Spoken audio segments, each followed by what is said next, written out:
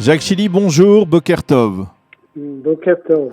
Je rappelle à nos auditeurs que vous êtes économiste et spécialiste, on va dire, des marchés financiers. Nous vous avons sollicité pour essayer de nous expliquer un peu un sujet qui préoccupe beaucoup de nos auditeurs, que ce soit les retraités ou alors même les exportateurs, ceux qui exportent d'Israël vers l'étranger. Il s'agit bien entendu du renforcement assez considérable et assez impressionnant du shekel, la monnaie israélienne, au détriment de l'euro et du dollar. Et la première question que je vous pose, c'est finalement, on a l'impression que ce renfort, une monnaie solide, c'est bon pour l'économie, mais ce n'est pas bon pour tout le monde dans cette économie, n'est-ce pas? Oui, effectivement, mais c'est pas nouveau. Le renforcement du shekel par rapport aux autres monnaies n'est pas un phénomène tout à fait nouveau. On l'a ressenti déjà depuis quelques années. Et je dirais que c'est lié à à des facteurs, je dirais, structurels liés à l'afflux de devises étrangères. C'est d'abord en premier lieu l'exportation de produits high-tech à forte valeur ajoutée est moins sensible aux fluctuations des taux de change. En d'autres termes, l'exportation de produits de haute technologie ne subit pas en quelque sorte l'appréciation du shekel. Elle le provoque, mais elle ne le subit pas. En deuxième lieu... C'est-à-dire que lorsque l'on parle des difficultés que ressentent les exportateurs israéliens à la suite de ce renforcement de la monnaie israélienne, ça touche, on va dire, certains secteurs de l'industrie israélienne, mais pas obligatoirement la haute technologie? Oui, exactement. Pourquoi y a-t-il cette différence, par exemple, entre des exportateurs de métal ou des exportateurs, on va dire, de produits, divers produits, et les exportateurs de produits, on va dire, de haute technologie? C'est une question de marge. C'est-à-dire que les produits haute technologie ont une valeur ajoutée plus élevée. Et donc les marges qu'elles génèrent sont plus élevées que dans les industries traditionnelles. Dans les industries traditionnelles, les fluctuations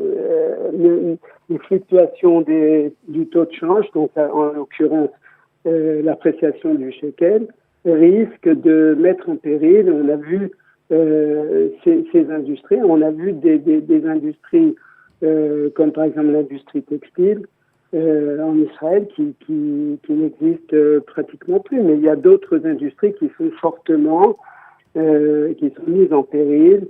Je pense par exemple aux industries le caoutchouc, le plastique, qui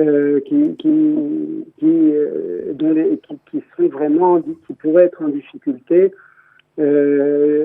par une appréciation supplémentaire du shekel. Alors, parmi les secteurs qui sont touchés, et je suis sûr que beaucoup d'auditeurs de Studio Qualitas s'y retrouveront et s'y reconnaîtront, on peut noter, on va dire, les retraités, on va dire, les Olim Hadashim qui viennent de France et qui reçoivent leur retraite de France en euros et qui voient leur retraite baisser de manière assez sensible puisque l'euro est aujourd'hui au-dessous de 3,90. Que peuvent-ils faire? Ils sont inquiets, ils sont préoccupés. Que peuvent-ils faire face à ce renforcement du shekel? Avant de parler des éventuelles solutions, je voudrais également parler de l'exportation des produits et technologies. Je voudrais également parler des investissements de sociétés multinationales en Israël et également l'achat pur et simple de start-up style Waze, mais bien d'autres également. Et enfin, la découverte et l'exploitation de champs de gaz naturel. Donc, en d'autres termes, ce qui paraît être excellent pour l'économie israélienne, il est moins pour les secteurs, les industries traditionnelles et le tourisme notamment, et également les personnes privées. Alors effectivement, ce n'est pas seulement les personnes privées qui reçoivent leur retraite. Il peut s'agir des Américains, et évidemment il s'agit de ceux qui viennent de France, qui se sont installés en Israël et qui perçoivent leur retraite en euros. Je dirais que il y a pas de solution miracle. Je suis désolé de ne pas vous donner disons des solutions. Ce que je dirais le plus simplement, ce qui devrait être fait, c'est au niveau individuel de régulièrement convertir leur retraite pour ne pas pour profiter, si vous voulez, des fluctuations, parce que ce n'est pas une descente, je dirais, c'est une descente, mais au niveau moyen, long terme, c'est effectivement une descente, mais il peut y avoir des montées, et je pense il faudrait profiter de ces montées de l'euro, ces appréciations de l'euro, pour convertir leurs euros en shekels. Vous voulez dire que s'ils le peuvent, les retraités devraient profiter d'une éventuelle remontée de l'euro pour essayer d'améliorer leur pactole. Ouais, mais pour l'instant, on n'a pas vraiment l'impression que l'euro est en phase ascendante. On est plutôt de l'autre côté. Non, le problème de l'euro, il est double d'ailleurs. Il n'est pas seulement par rapport au shekel, il est également par rapport au dollar. L'euro a baissé fortement par rapport au dollar, donc il est doublement, je dirais, attaqué. Je pense également que, alors au niveau des personnes privées, je pense pas qu'il y ait d'autres recettes miracles. Je pense qu'au niveau macroéconomique, si on étudie, si on regarde les politiques monétaires dans tous les pays du monde, on se rend compte que, par exemple, en Europe, les taux sont négatifs. C'est-à-dire qu'aujourd'hui, quand vous placez de l'argent en Europe, non seulement vous gagnez rien, mais on vous fait payer un intérêt, ce qu'on appelle un intérêt négatif. Il s'agit de la même chose en Suisse, par exemple, et aux États-Unis, récemment, la semaine dernière, les taux d'intérêt ont commencé à baisser. Par contre, en Israël, rien ne se passe.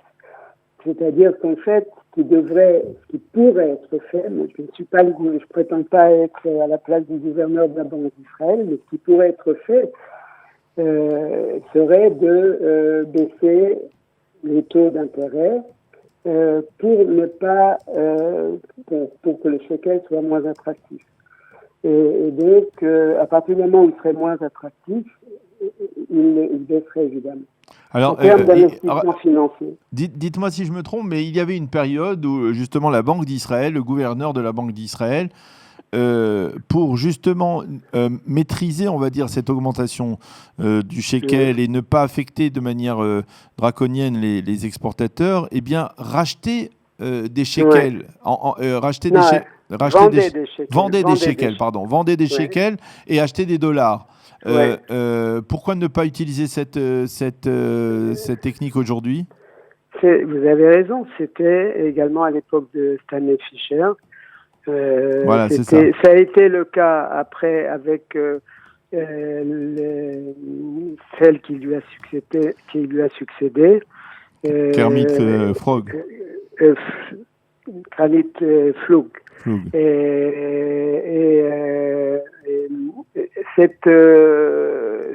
Cet instrument n'a pas été utilisé depuis 2018.